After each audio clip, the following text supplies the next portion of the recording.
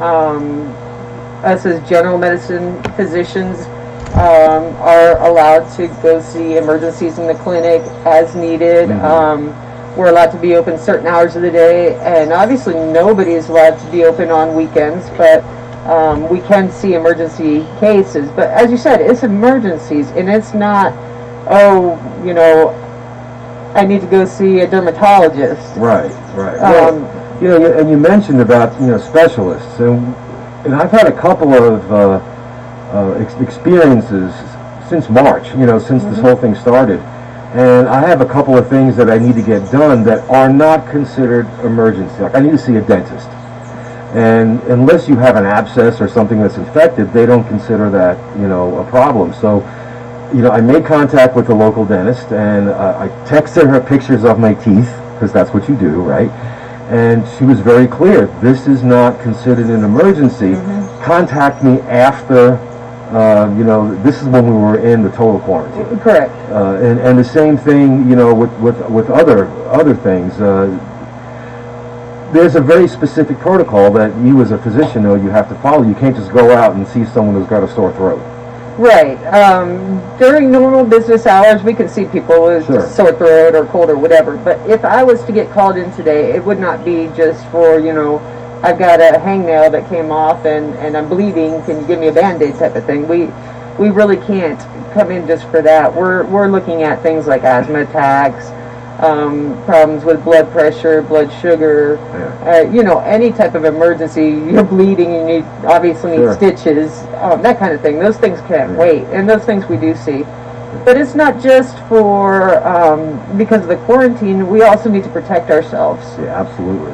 You don't know who's carrying any of the viruses. You don't know,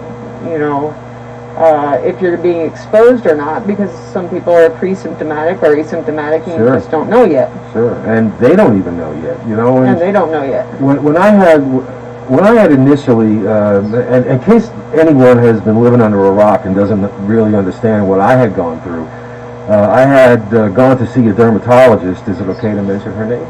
I believe so. I don't think that's a problem. Okay, I had gone to see Dr. Diaz because I had something that it was concerning to my wife, and I have a history of having, moles and whatnot, like a lot of guys do. And I went in to see her, and she had said, "This is an emergency. You need to get this taken care of. This is cancer."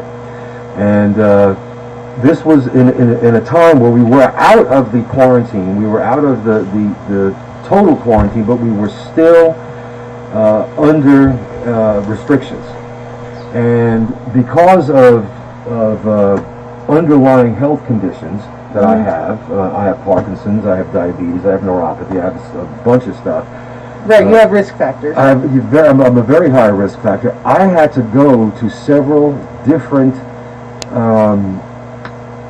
they're not specials. I had to go to several different medical facilities to have tests done to determine if I would survive the anesthesia, if I would survive the actual surgery and whatnot. And how was it getting in to do those tests? Well, getting into the doctor's office wasn't a problem because I went during regular business hours.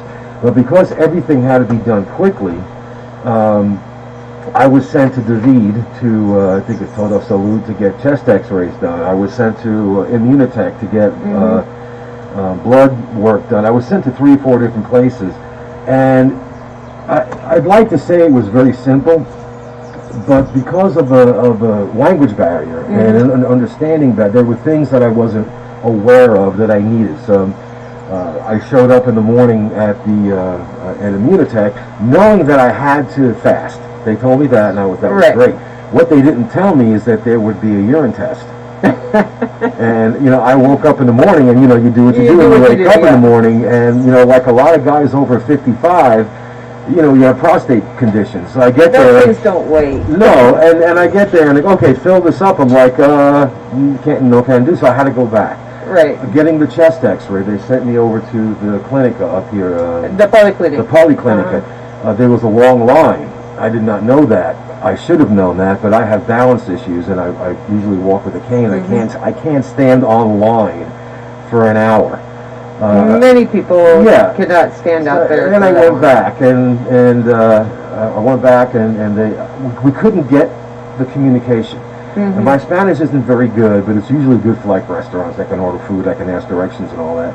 Right. And then, somebody had mentioned another place in David, and I went down there, and they were very, very good. I walked in, I had it done, but this took two or three times. The blood and urine test took 2 or 3 times because of, and it's on me. We live in a Spanish-speaking country. It's upon me to be able to try to understand what's going on. But overall, I wouldn't say the experience was bad, but it did get frustrating at times. And I learned that the best thing that I can do is not to be ashamed to ask, do you speak English? Right. You should not be ashamed. Most people do speak a little bit of English, Yeah, especially in the clinics and stuff. You'd be surprised. Or somebody that overhears you and jumps in. Sure, that's happening. A number of times I've overheard, jumped in to help translate and that kind of thing. Try asking for brown sugar. I don't even want to think about it. Para los radio oyentes en español, estamos conversando con Art Stefanelli, un locutor acá en Radio Chiriquí que pasó por una experiencia durante la pandemia por una urgencia médica y nos está explicando las dificultades que ha tenido en conseguir la atención médica, hacer todos sus laboratorios y los estudios necesarios para poder tratar su asunto médico. So Al, now that you know a little bit about the health system, can you tell us, were you uncomfortable? Were you worried about the virus? Were you worried about the cleanliness or being exposed in the clinics and hospitals? Out of ignorance, I was, because like so many, I don't go to David a lot. I never went to David. It's not my favorite place to go, mainly because it's a long drive for me and it's hot, and that's nothing against David. It's a great city, but for me personally, I'm better off not going, too much further south. So I was under the impression that if you go to David, you're going to catch the virus, because it's a problem there. There are areas down there where it's a high concentration of infection. I was very pleased with Hospital Cherokee. It was extremely clean. They were very friendly. They took very good care of me. The medical team was almost fluent in English. They answered all my questions. It was actually, as pleasant an experience going in for surgery can be. Right. I found it to be, and same thing with Total Salud. Everywhere I went in David to get work done and to get seen by a physician, even follow-ups, it was a little confusing at the hospital because of the rapid changes in the protocols. You go and then the door you went in the last time is locked, and then you have to go through emergency. Then they got to send someone to get you. So, and I totally understand that. But I would have to say, if you are like a lot of us here in Boquete who are older and have underlying conditions, don't necessarily let that impede you from getting proper care. They're doing a really good job down there, keeping everything sanitized and keeping everything clean. Even up here, I've gotten comments like, do you think I need to see a doctor, or can you come to the house, or is there something else I can do because I really don't want to go to the clinic and be exposed, or I really, I want to come see you. I don't know if you can take care of this for me, but there's no way I'm going down to David. So for those people, you'd say, don't wait. Definitely don't wait. The clinics here and the clinics down there and the hospital down there, wherever you go, where it's a medical facility, they are very, very vigilant about keeping with the protocols. You step in the pad. Solution, you get the alcohol in your hands. You get your temperature taken. Everything is standing there at the entrance. I could see staff constantly sanitizing handrails and door handles and everything that you could possibly need to touch. And they're very, very fastidious about it. They don't want to get sick either. So if you have something, especially if you have underlying conditions or if you're older, don't put it off. The medical professionals here are doing a fantastic job keeping everything sanitized. I have to tell you, I've treated a lot of things that I never thought that as just a general medicine physician I'd be taking care of. You know, things that normally we send people to the specialist to do a lot of these adjustments of medications and things that we see. We can do them, yes. But then sometimes you kind of run into a wall and you're like, well, what do I do now? You know, they're not responding to any of the normal stuff, and what do I do? There's no specialist. Actually, I've had great response from my colleagues that are specialists. I have been able to get patients in for surgeries that they need, for appointments that they need, and we do take all of our precautions that we can. I know people have seen pictures of me all geared up. I've got my face shield on. I have my face masks on. I'm wearing a lab coat, gloves, scrubs, everything I could be wearing. I mean, it's hot. I bet it is. And I sanitize everything between patients, before patients. You know, everything gets washed down. We even have a protocol up on each clinic wall that says what we have to do between patients, and that patients must keep their masks on and that kind of thing. So we're all taking precautions. None of us wants to get sick. And the best thing to do if you have a doubt about even whether you, like I had a doubt because there was a report that was put out that was later retracted by the government about Cherokee, Bocas, and Cologne being in a total quarantine. Right. Well, I had scheduled my surgery for that Monday, and don't ask these type of questions on Facebook. Because seriously, you're not going to ask your doctor. I sent it, and my doctor gave me his email, he gave me his WhatsApp, and I texted him. I said, hey, I have surgery scheduled for Monday, but as far as I know, there's going to be a total quarantine. And he sent me back instantly a note that said oncologic surgery is considered an emergency. If you need a salvo, I will email you one so you can get here safely. Exactly. And offered to give one to my wife, who's my care provider, right, and our driver. So my initial, oh my gosh, I'm not gonna get to do this. It just took contacting my doctor. Exactly. You put something out on Facebook, and normally, you know, if you're asking for like somebody's opinion or reference on, you know, anybody have any preference on dermatologists or internal medicine docs or clinics, that's one thing. But when you're asking people online things like, well, what do I do if the hospital's closed? I just can't go, can I? You're going to get 1,000,001 responses. Oh, yeah. Especially if you ask, I have this, you know, like if I had gone on Facebook with the picture of the cancer on my face and said, hey, what is this? Yeah, you know, I'll get everything from a mosquito bite to a melanoma. Yeah, and put Windex on it, or you know what you have to do? You have to put that apple cider vinegar on it, and that'll take care of it. Yeah. Oh God, we can spend a whole show talking about that. I have, just to be clear, everybody out there, don't get mad at me. I have nothing against alternative medicine or natural medicine.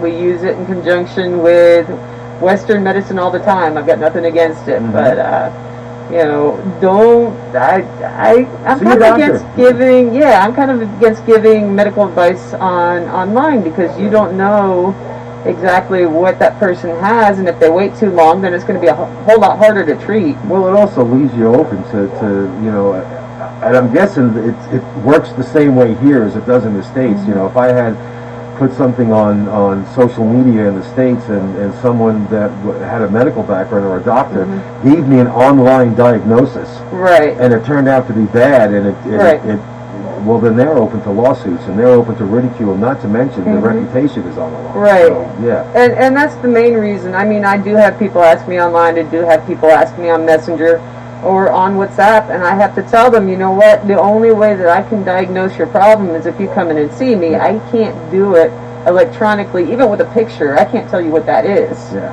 And it would be not so good of me to go ahead and make a diagnosis of your condition unless I actually see you physically. Now, it's a whole different story if I've already seen you for that problem, and it's just a flare-up or whatever. It's like, oh yeah, just do what we did, or, you know, if it's not getting any better, come back and see me. And again, don't worry about the clinic over there. When I go there, it's the same. Alcohol in the hands, temperature taken, one person at a time. And I know that the other clinics in town follow that protocol too. Don't be afraid to go see the doctor, seriously. Right, and just make sure you have a mask on. There is no, I know so many people that have medical conditions that can wear a mask for the short period of time it takes to come see your doctor. Yeah. Once you get in the car, go home, whatever, that's a different story. But just that short time, you have to do it to protect us, and we have to do it to protect each other. We do require a mask for you to come into the clinic to see us. We do require that you keep it on while you're in the clinic when you see us. And if you go into the clinic and you're in the lobby, don't touch your mask. Yes, we do have a strict rule. Do not touch the front of your mask. You must adjust your mask by the straps, the ear straps. Yeah. See, for the people watching on video, see, ear straps. I like that. And you, did we lose? Did we lose the video? Okay, I think we're back again. Are we back again? Okay. Yeah, I lost my train of thought. Masks. The mask. Yeah. The mask. Yes, the mask. The reason being not to touch the front of your mask is because that's where you're going to find all the bacteria and viruses. So touching that's kind of counterproductive. That kind of. And it's so hard to do. I mean, I read a statistic where we touch our face about 1,000 times a day. So it's really hard. We do it sometimes not. And I'm guilty too. I must have touched my mask 3 or 4 times already without even knowing. I think more. I was twitching. I was watching it. And this is a very, very high quality Radio Cherokee mask, yes, by the way. We're wearing available for $6. These beautiful masks, and $6 goes to charity for Christmas. Christmas children. Yeah. Ok, en español estamos hablando de las clínicas, las técnicas que utilizamos para proteger a los pacientes, tanto a los médicos y a los otros que trabajan en el hospital, en las clínicas. Utilizamos Lysol, alcohol, cloro para limpiar los consultorios, la clínica. Insistimos en que tiene que limpiar las zapatillas antes de entrar, tomamos la temperatura, tiene que utilizar o gel alcoholado o alcohol en las manos, siempre utilizar la mascarilla y la importancia de no tocar la mascarilla en la parte de afuera, la parte que cubre la cara, tiene las bacterias y los virus pegados. Entonces si ensucias las manos y después toca el ojo, la boca, la nariz, otra persona, está contaminando con bacterias y virus. So Al, at the end, after you finally got all those studies done, all the laboratories done, you got your salvoconducto, you show up at the hospital, and how was that? It was pleasant. Compared to what I was expecting, and that's even after I had all my assurances and whatnot, because it's never a comfortable feeling having to go in, to get operated on. But I got to the hospital. Somebody from the medical team met me at the door, met me in the parking lot. Actually, walked me in, went through everything with me. Was very, very thorough. Great bedside manner. Made me feel very, very comfortable. Answered all my questions, answered all my wife's questions, told me exactly what I was to expect, and when I woke up, this is where you are. You're in recovery, and you'll be here for about a half an hour. And it was outpatient, so I was in at 8 o'clock in the morning, and I was home by 5:30, and the whole experience, I felt very at ease. I felt very confident in the ability of the medical team that was taking care of me. And when I had to go back for my follow-up, and this is just to show how the differences between the urgency of oncologic surgery to where they said it doesn't matter if there's a curfew or a quarantine, we'll get you here. When I had to have my stitches out, my first set of stitches out, last Saturday, well, we were on lockdown for the weekend. That's right. And my doctor texted me, said, hey, this is an emergency, we're going to have to reschedule it for Monday. Uh-huh. And I was like, well, okay, that I understand. It's not an emergency. It's just some string in my face. Right. No, just some string in your face. Yeah, there's no danger for leaving it a couple extra days. Yeah. Sometimes the skin grows over a little bit, but... That's what happened. And again, I sent an email to my doctor. I said, hey, I have about 10 stitches in there. The middle 2 or 3, and he's like, don't worry about it. That's normal. It happens. And he actually explained to me the type of stitch that he did, and how he was going to take it out, and what I would feel, and it was exactly that way.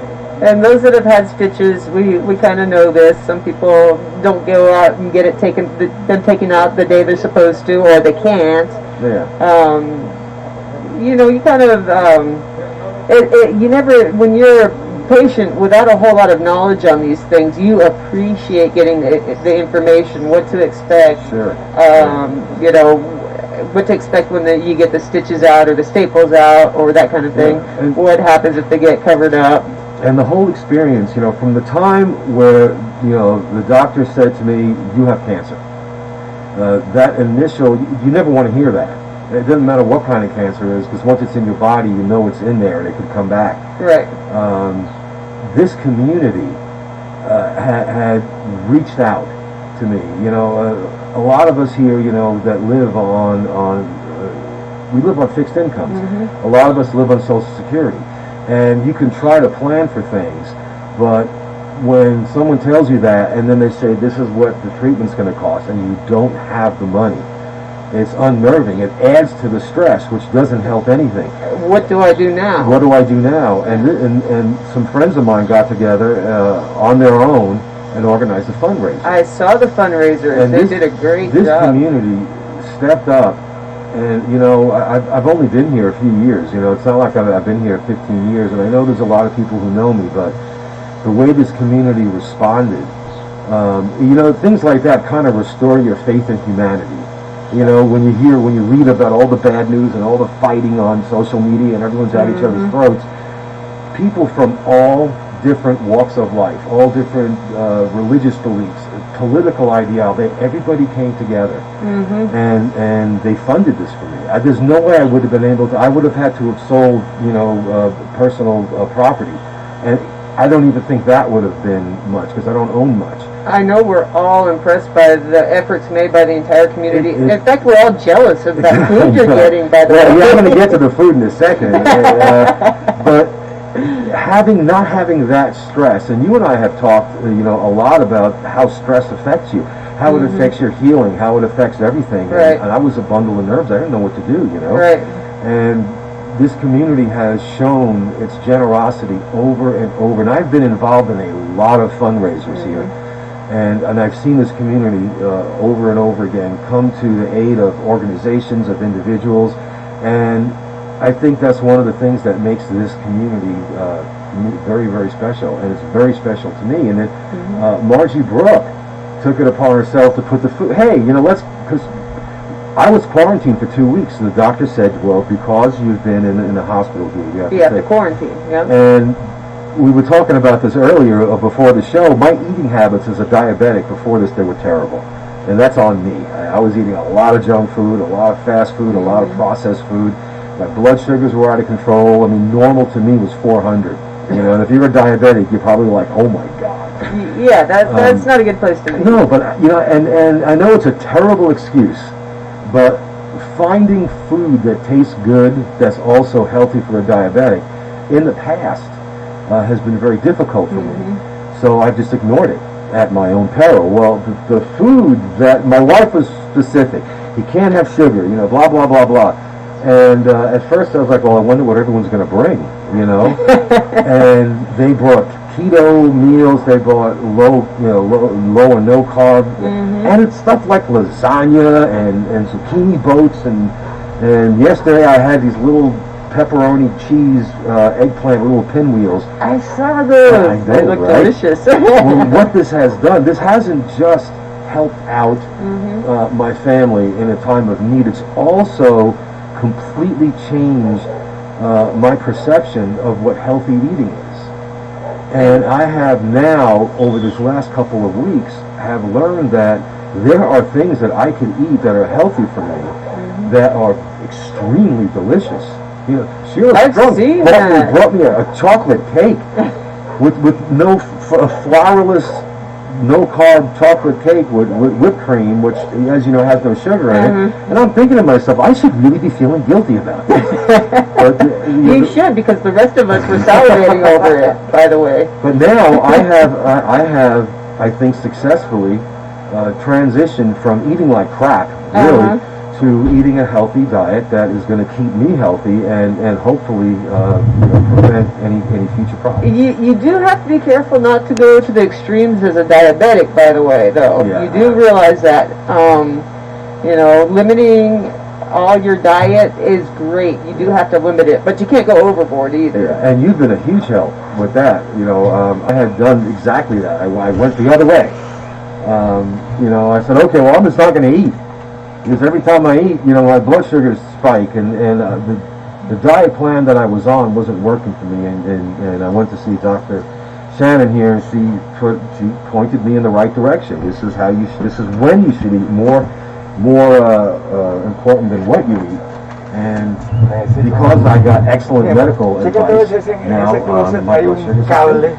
Well, I'm just glad look at how well you've healed too. And I don't think you would have done that if your blood sugar was down on so low as it had been, or as high as it had been even. Now that you've evened things out, I imagine you're feeling a lot better. I feel pretty good, yeah.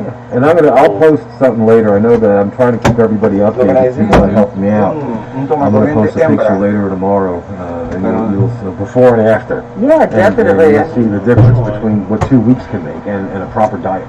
We have to see that. Now, we have another guest here. She's from the Pizzeria Brasileirísimo.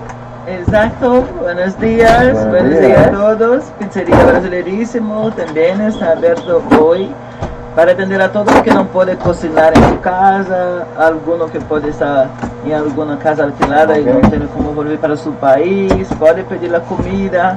Todo fin de semana. Todo fin de semana estamos Todos los días estamos abiertos para atender a todos. Pizzeria Brasileirísimo is open every day, even this weekend. For those of you that don't want to cook, they do delivery from 65465666 63 sim. 65466563. Correct.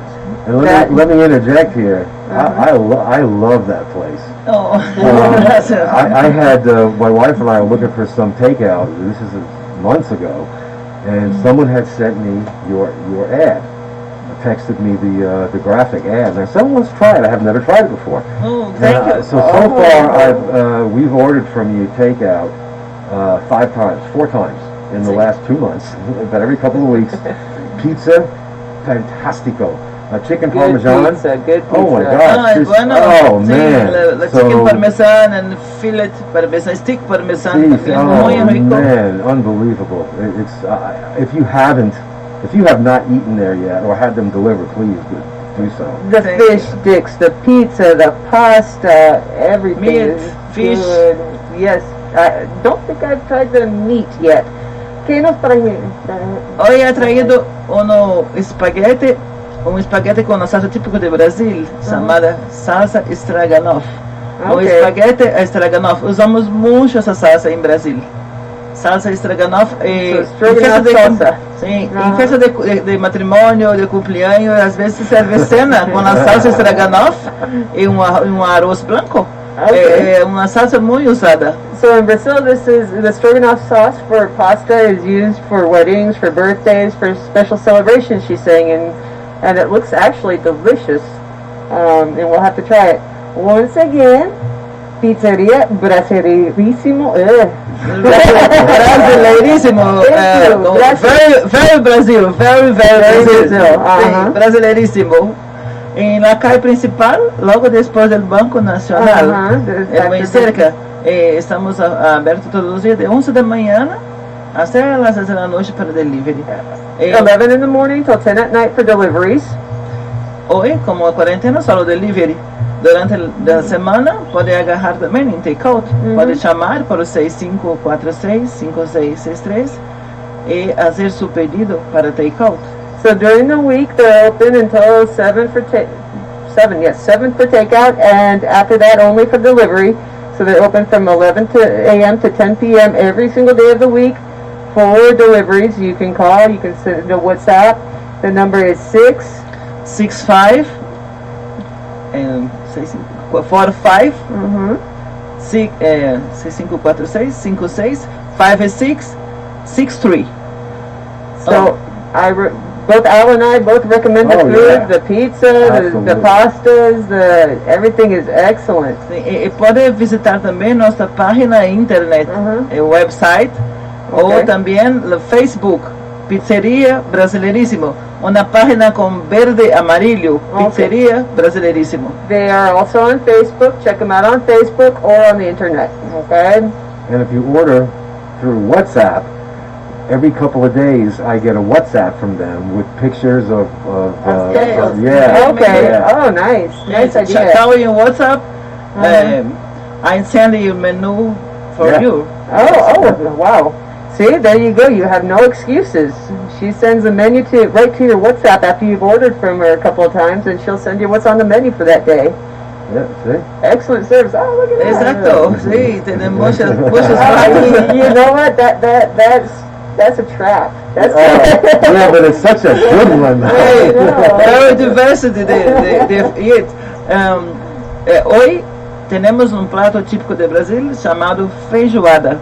La feijoada brasileira. Special dish. Yes. Oh. Em meio-dia já está listo la feijoada brasileira, um prato hecho com frijoles negros, carne de cerdo cozida, bacon, chouriço ahumado, e servimos com arroz branco e uma lechuga de nome col, e piña em trocitos, e é muito rico. Okay, so today there's a very traditional dish available. It's got beans, it's got bacon, she had me at bacon, so I forget what else is in there. Yeah. Bacon, okay, I'll take it. Yeah, I'll take two. Only available on Saturdays because it's a big dish to make, and when you make it, you have to make it fresh each time, so it can't just sit around. So if you get a chance, go ahead and order pizzas or pastas. They're open until 10 p.m. tonight, and they deliver right to the house, and you can order by WhatsApp. 6546-586-63. Bueno, muchas gracias por estar aquí con nosotros. Vamos a probar la pasta ahorita, probablemente después del programa. Thank you very much, and I guess we'll probably see you next week. Pues probablemente nos vemos la otra semana también. Exacto. Primero Dios tenemos así. Dios bendiga a todos y un feliz final de semana. Happy next week. Happy next week and happy weekend. La próxima también. Muchas gracias. Thank you very much. Thank you. Gracias. Good stuff, and we're gonna have to try this after. They have a vegetarian pizza.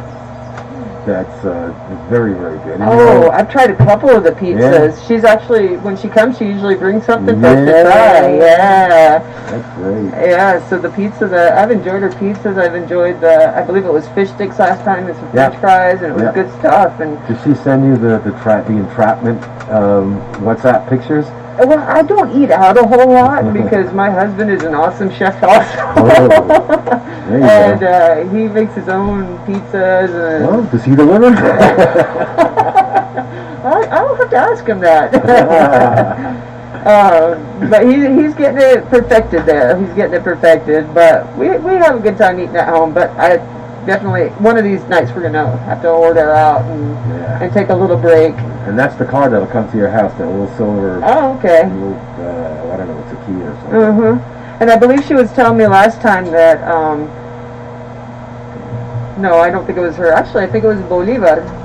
His family owns Picatas. Oh, yeah. It's another great restaurant. Another great restaurant. Great hamburgers. Yeah, and we were talking one of these weekends about the precautions they take, and they prefer that you pay with a credit card or a debit card to not handle money and not further contaminate. It's their livelihood, you know. You don't want to eat somewhere, you know, where you don't know what they're doing. Right, you know how they're gonna. So that's it's actually really good for the restaurants to be able to put that out there. Say, hey, look, this is what we're doing. This is how we're keeping you safe. Right, and they're wearing their masks. They're also taking their temperatures, washing hands constantly, and doing everything. So, don't hesitate either to go to a doctor or to order out from our local restaurants. Support our local restaurants. Yeah. They need us. Yeah, there's a lot of sad stories, in town about businesses that are really struggling or have lost the fight. Yeah. So, we need to do what we can do to make sure that our neighbors, aren't left. And it's not just restaurants, and it's not just stores, and it's not just little supermarkets. I mean, even clinics are suffering because you're not getting the patient volume you used to get. You can't pay your staff. You can't pay your supplies. You can't pay your electricity and all your overhead and all the extra cleaning supplies we have to get now. Yeah, I don't think anyone realizes that. That's something that has to be done on an ongoing, constant basis. You can't just go to the store and get a little bottle of hand sanitizer, a couple of wipes, and a bag of masks.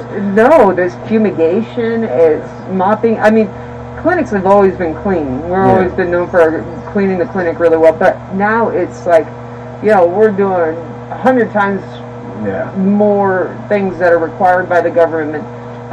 We've always cleaned all the surfaces, we've always done deep cleanings, we've always fumigated when necessary for whatever might come up, but now it's just everybody's so worried, everybody's so scared. We don't know how to stop the spread of this thing besides using masks and hand washing and well, that still remains from what I understand, that still remains the three things that we could all do.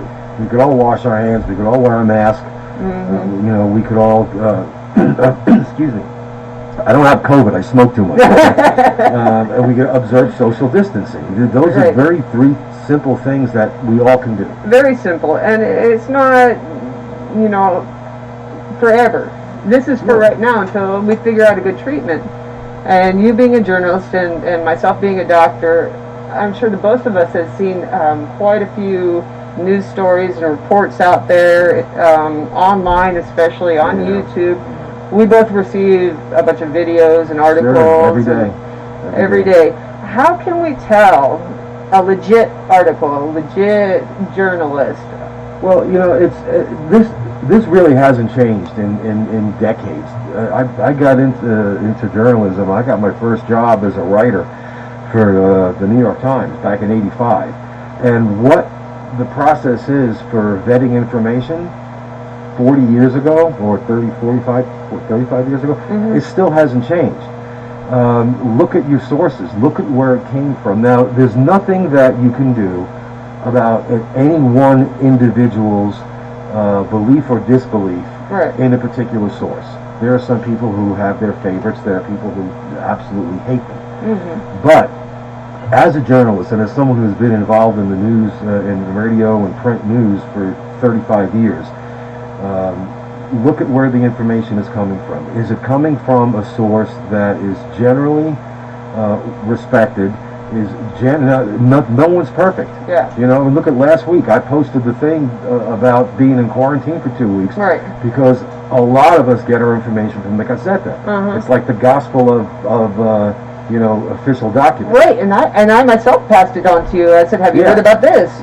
So no source is perfect, but if you look overall at the efficacy of stories and of information that comes in, and if it's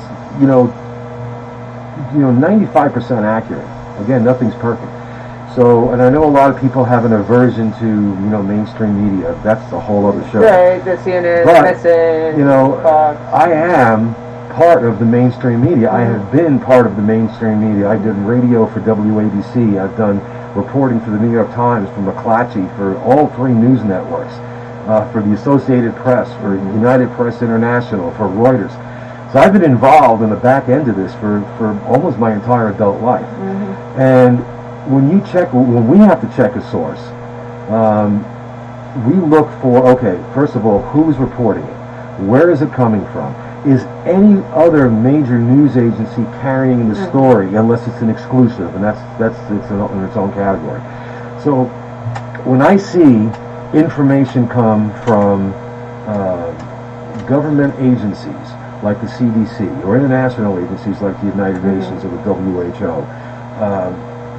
To me, and to those of us who are in journalism, those are verified sources. Again, nobody's perfect. Right. People make mistakes all the time. And there's a lot of people that have distrust, for example, of the WHO, of the CDC, Right. of the FDA at the moment, because they've said what they call is flip-flopping. Yeah, well, science, you know how science works, you know, it's an unending quest.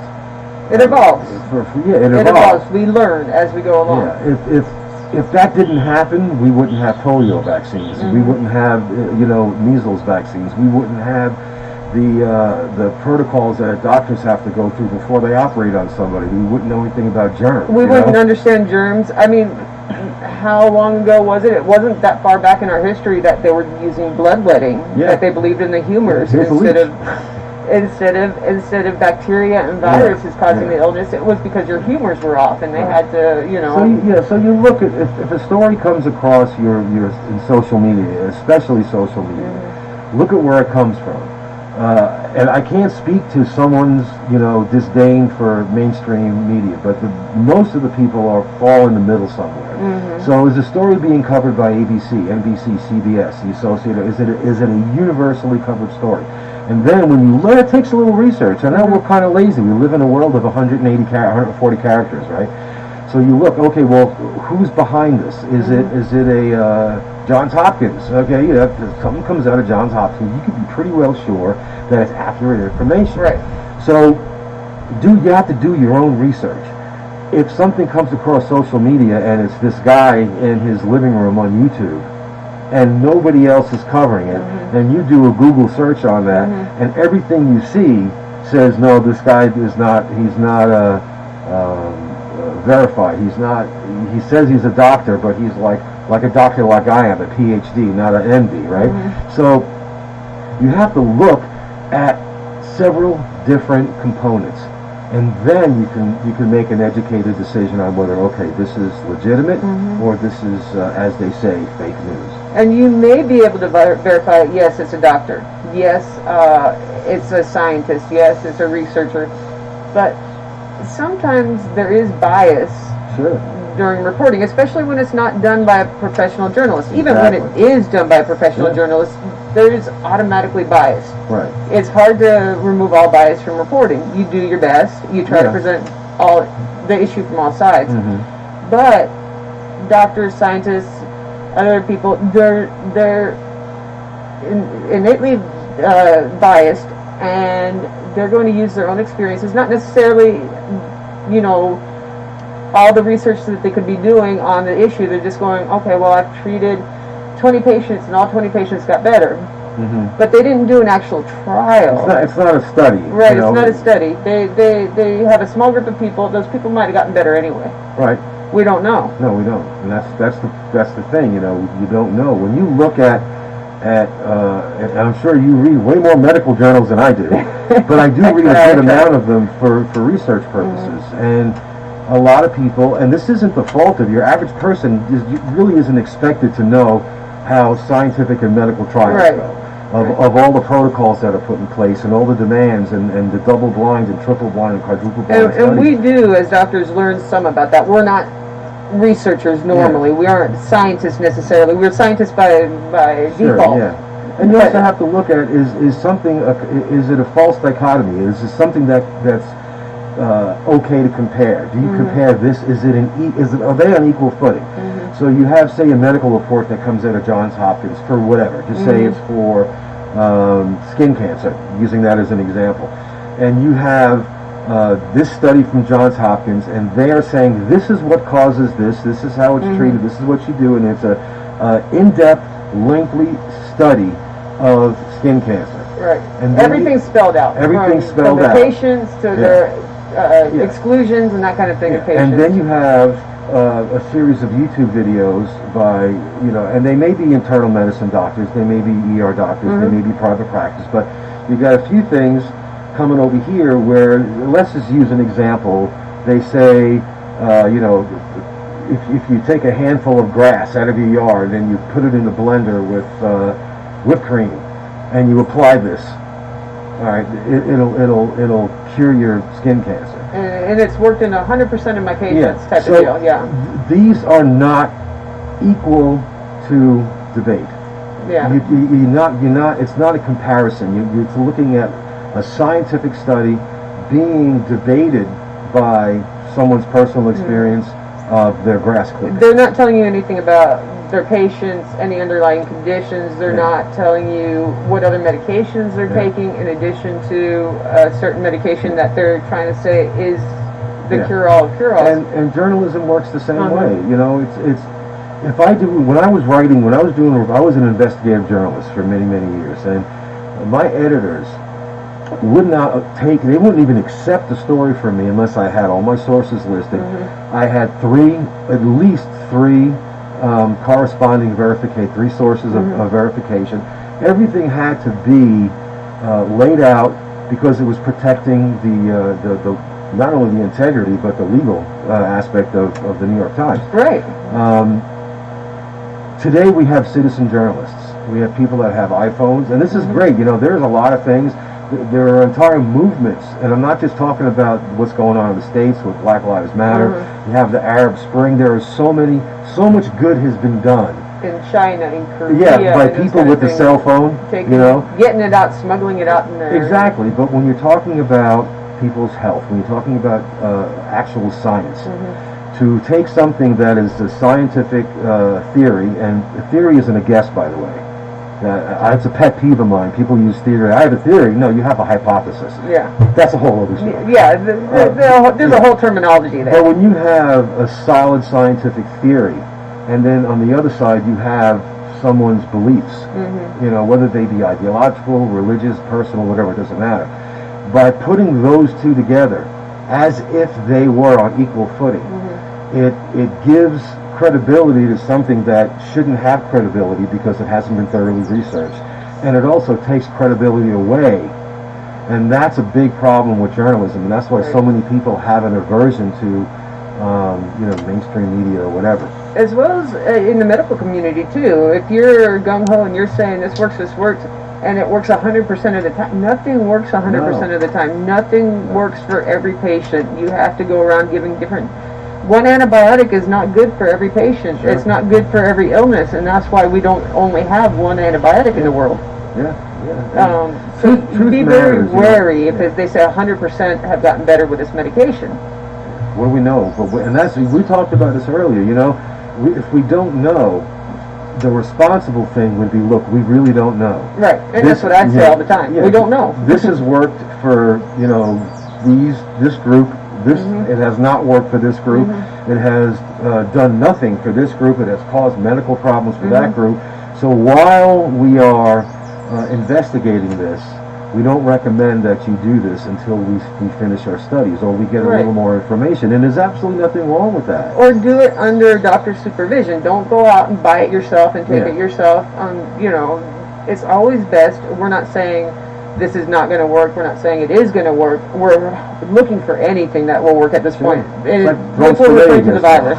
Whatever, see what sticks.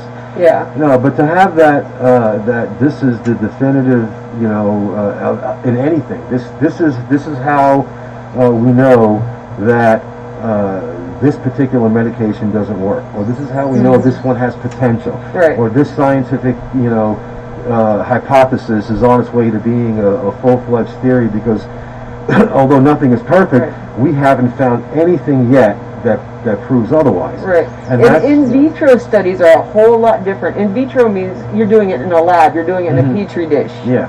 You're putting this medication to see how those cells react in a petri dish. Sure. Whole lot different from putting it in the human body. The same results you might not reach because you're not getting the same concentration.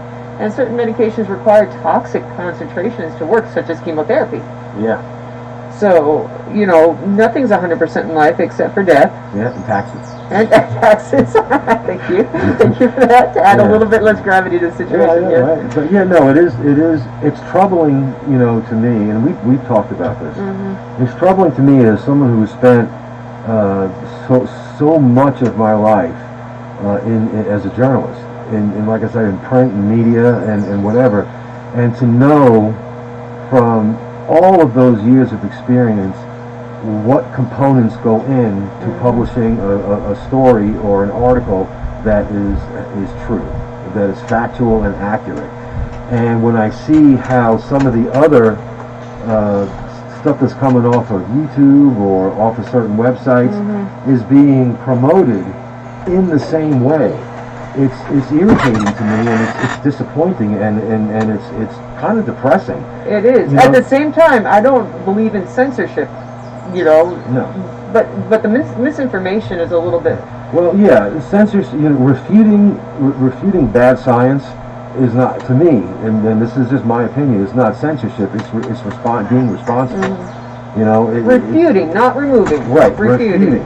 So if this shows up.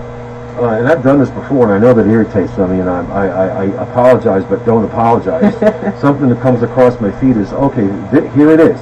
And I'm like, well, okay, I spent a couple of hours researching, and I find that it's complete BS. And then I post that.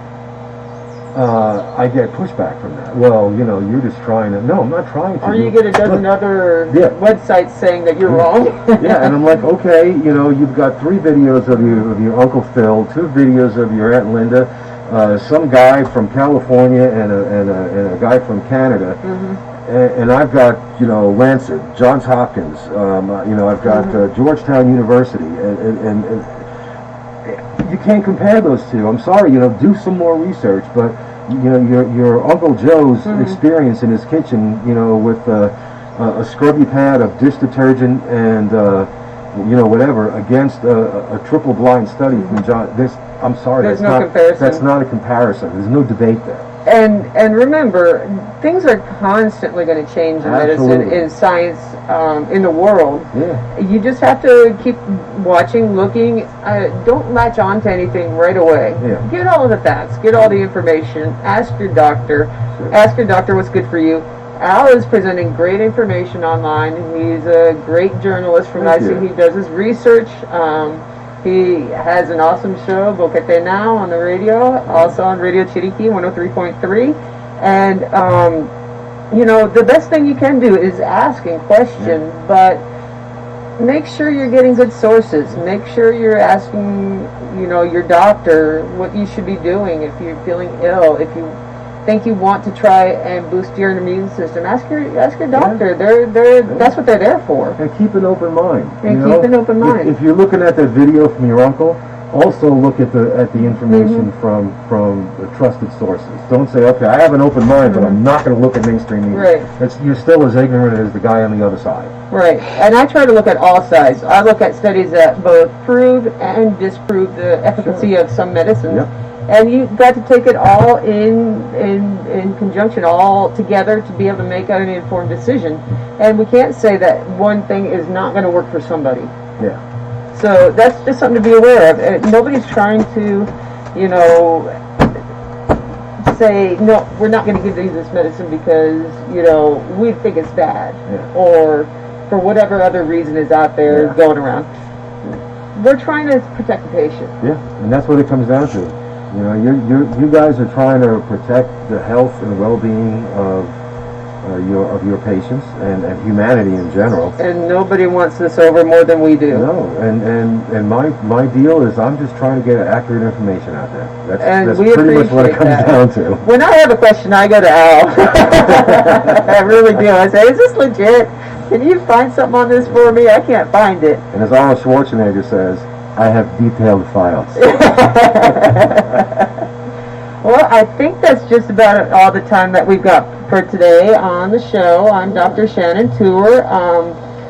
If you have a consult, you want to come see me, whatever, you can either call the clinic at 720-2080. We're located after Romero, in front of the Melo. Or you can set up an appointment with me on my WhatsApp. It's 6-507-4299. 6-507-4299. I think we cut out for a second there. That's why I repeated it.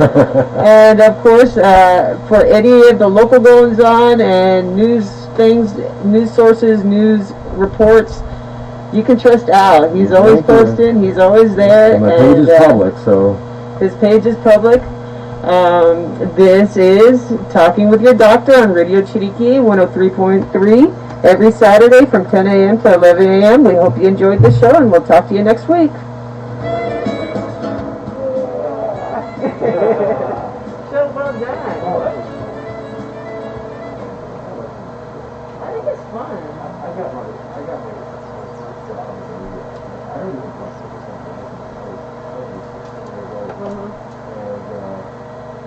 I had a car, and I had gone to this parking lot. There's a local rock and roll indication that